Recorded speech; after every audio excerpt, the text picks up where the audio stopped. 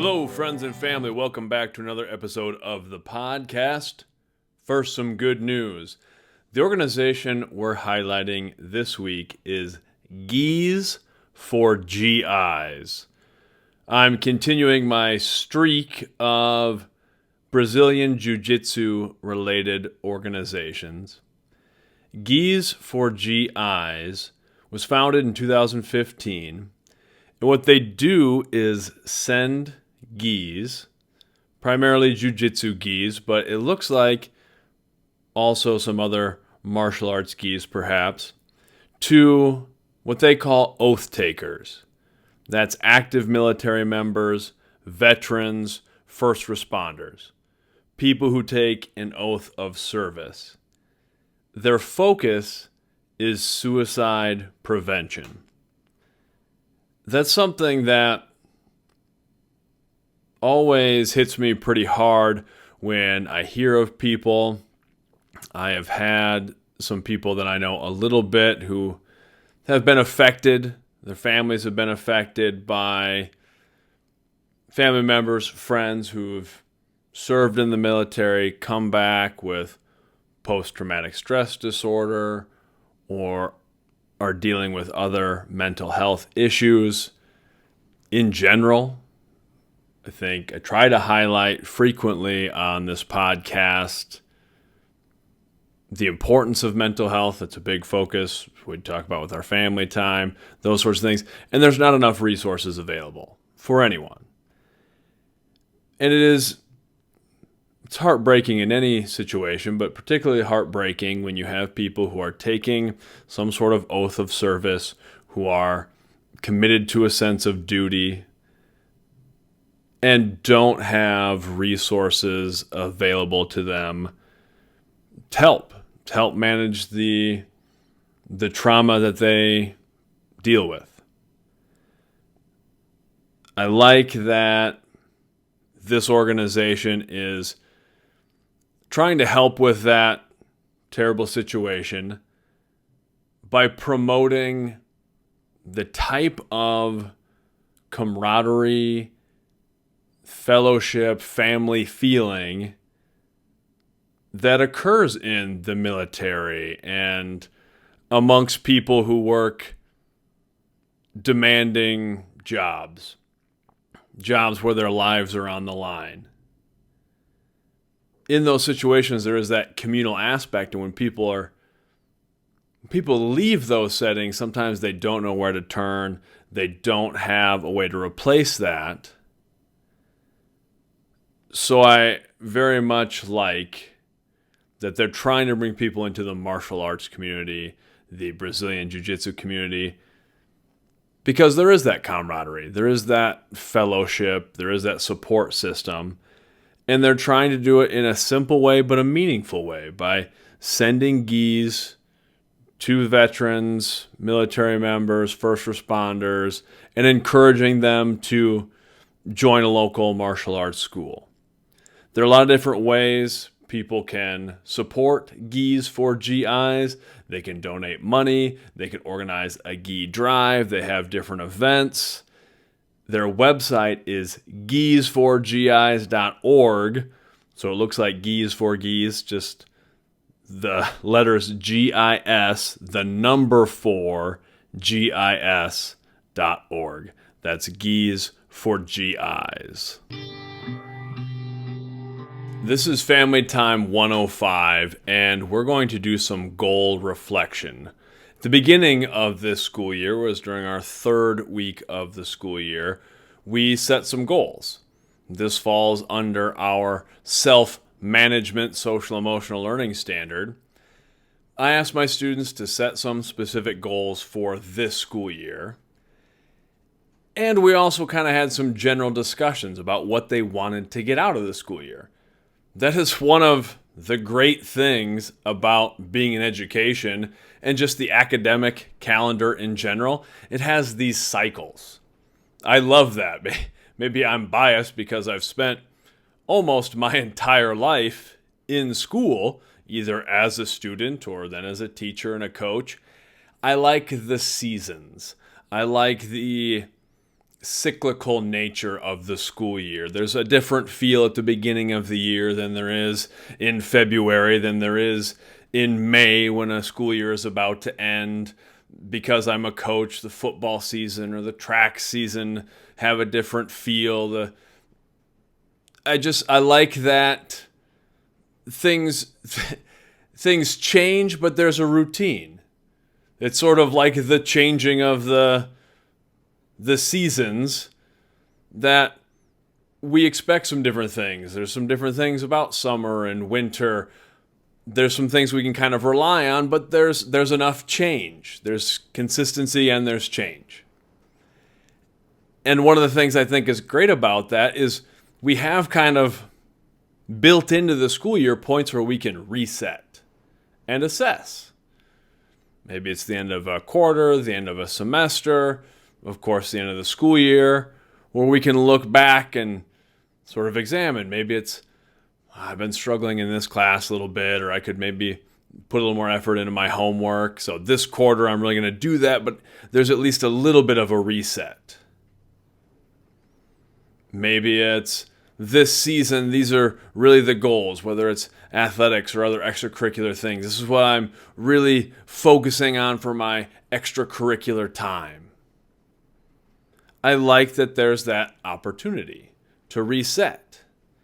And as an educator, one of my favorite things is to see growth.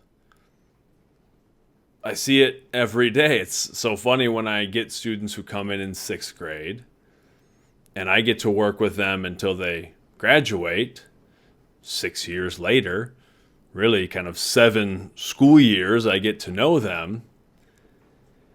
And there's all this growth and all this change. And that's a wonderful and rewarding thing.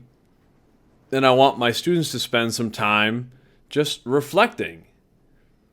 It's kind of crazy how quickly the school year goes by. It's something I try to emphasize with my students and athletes constantly, is just how quick it all moves. And there's times I know when they're in the middle of it, and it probably doesn't seem that way. It seems like the day is dragging on, the class is dragging on, the weeks have been dragging on. But looking back, it goes very, very quickly. And to the seniors who are about to graduate, that tends to be a common theme. I think most of them tend to agree that, that went by faster than I thought it would. It didn't seem like that long ago that I was a freshman coming in and had all these big dreams and ambitions and goals and vision for what my life in high school was going to be. And now it's about over. We're at the tail end here. We're kind of winding down. I've planned out the last couple family times we're going to do for this school year. We've got things like prom and graduations and all those sorts of things are almost upon us. That's part of the end of the school year cycle, and it is a good time to reflect. As seniors, it's a good time to reflect on this year, but also on your entire academic career to this point. For those who aren't seniors, for my underclassmen, I want them to really be thinking about, did you accomplish what you wanted to this year? And where do you want to go from here? So I'm really just asking a couple questions. If my students remember them or have them written down, I know some wrote them down. Some we kind of had conversations a little more broadly, and I don't think that's a bad thing, kind of about what they wanted from this year. But to reflect back to week 3, I think this is like week 34 of the school year in terms of weeks we've had school. Doesn't count maybe when we've had a winter break or something like that where we didn't do a family time. I think this is our 33rd family time of the school year. So about 30 weeks ago. 30 weeks is plenty of time to make significant changes and make significant growth. And this is a good reminder when we look back to be like, holy cow, I've had 30 weeks to work on this thing. then I can look back and say, well, did I really make the progress that I wanted to? Am I closer to the goal? And that's what I'm going to ask. Did you accomplish your goal? And if you didn't accomplish your goal, are you closer? I want you to think about the areas that have gone well. Maybe the practices that you've started that have helped you. I also want us to think about what maybe hasn't gone super well. What have been the challenges? And if you haven't met your goal, that's okay. The biggest thing for me is, are you on the path? Are you contributing to what you want for your life? Are you paying in? Are you putting forth the effort and trying to move in the direction you want to go? That's really the most important thing, is the journey, the process. Are you taking the steps? Things aren't always going to turn out the way that we want, but if we're committed to the process, we're at least living in areas we find purposeful, meaningful. We're living in areas that give us some joy, some sense of satisfaction, even when they're difficult. That's all we're really doing this week, is we're going to spend some time looking back at this year. And that helps us point our compass to where we want to go next. For my underclassmen, it's thinking about, what do you want to do with the end of the school year, with your next academic year? If you're a junior going to be a senior, what do you want your senior year to look like? If you're an 8th grader who's going to be a freshman, what do you want high school to look like? What do you imagine that experience being? And if you're a senior who's graduating, if you're going to college or going into the workforce, whatever it is, what do you want next? Because this is a big step in life. This is a big change. That can be a great thing, and it can also come with some challenges. And that's part of the gig. And to help us set our new path and to move forward, we have to reflect. My blog post for this week is Why Worry? I recall a supposed bit of wry Irish wisdom I had read or heard somewhere. I always wonder about these things. There seem to be so many sort of humorous little bits of wisdom, little sayings that are attributed to the Irish. I wonder if they are all actually Irish sayings, or if they're sort of like Yogi Berra, the Hall of Fame catcher from the New York Yankees, who had a lot of famous quotes and also famously said, I didn't really say all the things I said. Sometimes things were attributed to him that he maybe didn't actually say. So I kind of wonder about these things, but this one stuck with me. It goes something like this. If you have your health, there's nothing to worry about. If you're sick, you'll either get better and there's nothing to worry about, or you'll die. If you die, you'll either go to heaven and there's nothing to worry about, or you'll go to hell. If you go to hell, all of your friends will be there, so there's really nothing to worry about. That falls into that category of sort of amusing little bit of wisdom, and I certainly don't mean to make a statement about anyone's religious views or perspectives on heaven or hell or the afterlife. I'm taking this as just a tongue-in-cheek little bit of wisdom, a little thing to think about. But it sort of stuck with me when considering the idea of what happens after our mortal existence. And again, I'm not trying to make a case for anything, but I have considered for myself when I get stressed about things, or when I see other people stressed about things and worrying about our daily lives, I kind of think, well, we probably fall into a couple of categories with our beliefs about the end of this life.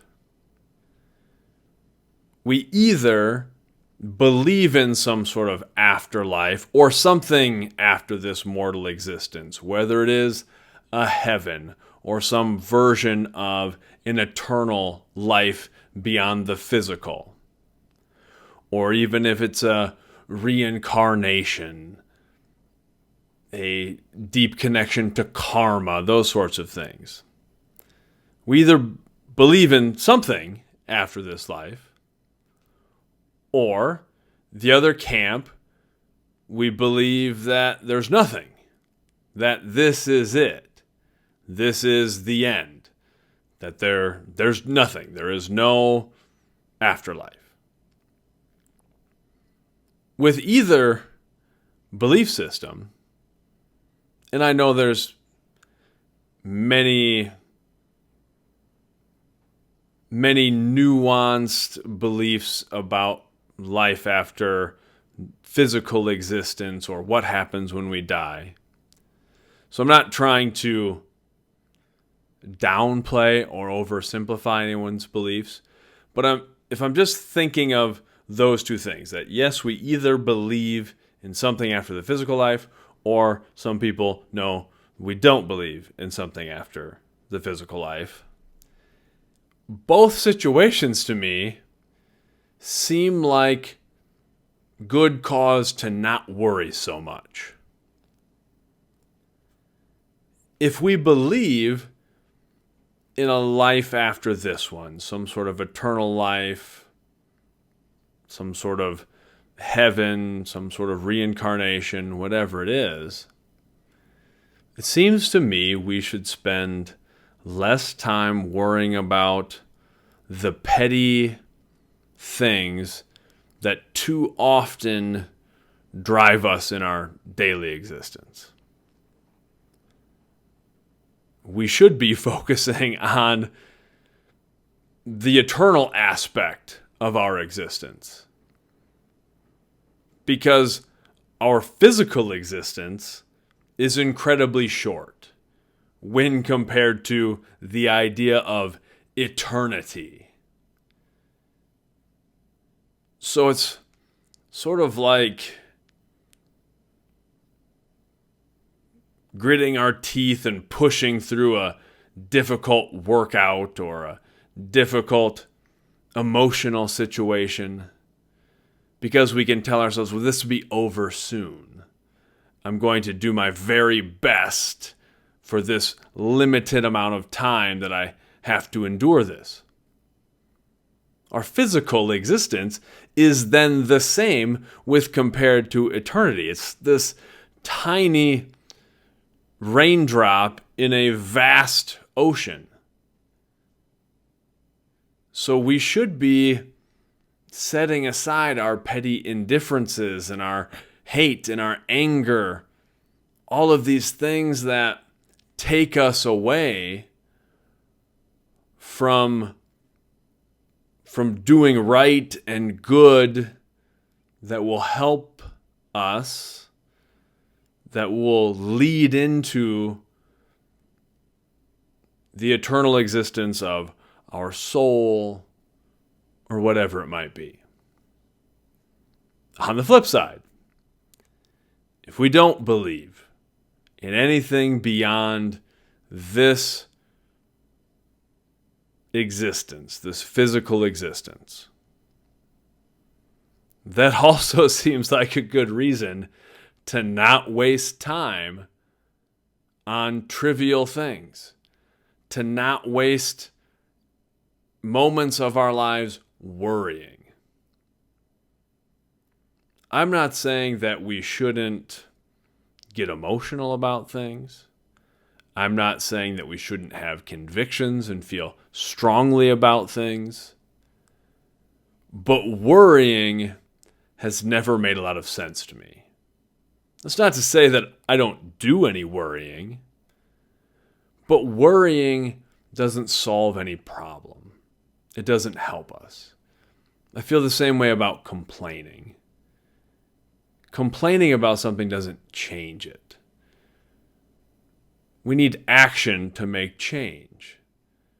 And worrying about something goes back to the quote from Seneca I've used often: we suffer more in imagination than in reality. If we're worrying about things, we're putting additional burdens on ourselves. We're creating hardship that we haven't met yet. And it seems like such a waste of time. If we believe that there's nothing after this physical existence, then we really should not be wasting this very, very finite amount of time. We have to do everything we want to do, experience everything we want to experience in this small amount of time. I hope that makes sense to people listening, and I've been toying around as I'm writing this piece, because it's never my intention to try to convince people how to feel or what to believe. I tell my own students frequently, I don't need you to think like me, but I need you to think. That's what I hope to do with this podcast and things I write and things I create, whether it's the book, whatever it is, in class even. I want you to think, I want you to feel, I want you to experience life. And I'm not trying to get anyone to believe what I believe. I don't want everybody to believe exactly what I believe. I want a variety. I want people to come to their own understandings of the world. And when I work with young people, that's such an important facet of my work, from my perspective, is to just try to encourage young people to find their lot in life, to find their paths, and start developing their own beliefs and their own convictions, to be a little more self-actualized. That's what I want. So I hope this doesn't come off as preachy or knocking any set of beliefs. Not my intention. It's a way that I rationalize things to myself, that even when I am considering things, it's okay, if there's an immortal life or if there is nothing after this, in either situation, I should be focused on doing work I find meaningful, living a purposeful life, trying to find deep and meaningful joy and live peacefully, because at either extreme, there's not a lot of time that I should be wasting. In either system of thought, I better get on with living. This week's episode of the podcast is brought to you by anyone who confidently calls someone the wrong name. I thought specifically of a good friend of mine. I won't call him out by name. I love being around this guy. I appreciate his communication skills. I mean this sincerely. I'm sometimes, very often, if I'm around new people, whatever, I'm not so much uncomfortable, but I tend to be a little quieter and feel things out. Get a sense of the vibe. Where this friend of mine will dive in with both feet. And I appreciate that. I appreciate the bravery of that, to just jump in and talk to people and present himself. And one thing that happens with that sometimes is he'll dive right in, and maybe having heard someone's name once, attempt to call them by their name later, and it's not the right name. It's often something close, but it's not quite the right name, and he'll just jump into it and say their name. I don't usually do that. I try to be better about remembering people's names because I think that's a great thing. It's a great communication skill when I've been around other people and they hear your name once and then they call you by their name. And maybe even if you know they're repeating your name several times in the conversation to commit it to memory, I think that's a great thing. I too often will hear someone's name and want to remember it, but then throughout the course of the conversation or over the course of several interactions, I forget the name. Or I do remember the name, but I'm not confident enough in my memory of the name, so I just don't want to say it. Like, even if I'm pretty sure I know the person's name, I'm going to avoid saying the name just in case it's wrong. Where this friend of mine will often, he's going to shoot from the hip and hope the name is right. I would say he's good at remembering people's names and very good at communicating. But sometimes, if you're always throwing out people's names, once in a while you're going to get them wrong. So I just appreciate that. I think it's funny anytime someone is boldly committing to something and sometimes it's just not correct. But I appreciate the moxie. With that, we'll wrap up another episode of the podcast. We talked about G's for GIs in our good news segment. If you can support an organization like this or another organization that's supporting our oath takers, especially when they're dealing with trauma and mental health issues, I think that's a good thing. And anytime we can bring someone into a communal environment, that's positive. I've got to spend pretty much my whole life around supportive family, friends, being members of teams. I still seek that out. It's one of the reasons I teach and coach. I never grew out of it. I like being a part of a team. I like when we have a group of people pulling in the same direction. That support is important to me, and that can change people's lives.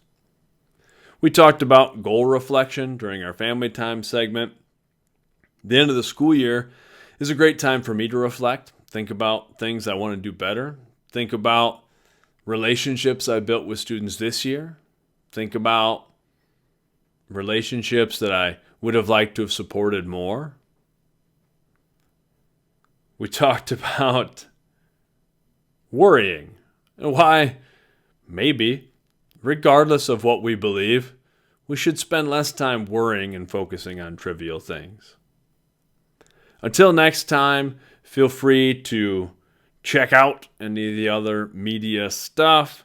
Still putting out the chapters of Earnest from Earth, my book, along with curriculum guide stuff. It's kind of spotty with some of the posting. It's track season for me, so it gets pretty busy. So I try to give myself permission to not be so structured with these that I'm going to stress myself out. I try to focus on one thing at a time, and if it's always with my kids, my own children first, then it kind of goes to my students and my athletes after that, and I want to give them the best opportunities to succeed. So I'm focused on that before focusing on the media stuff, but still continuing to do that. We posted some audio and video this week, and I'll try and get some out again this next week. You can always connect with me through LukeNielsen.com or Luke Nielsen Media on pretty much the regular socials, the Twitter and Facebook and Instagram, those sorts of things. Until then, love yourself, love each other, love the fight.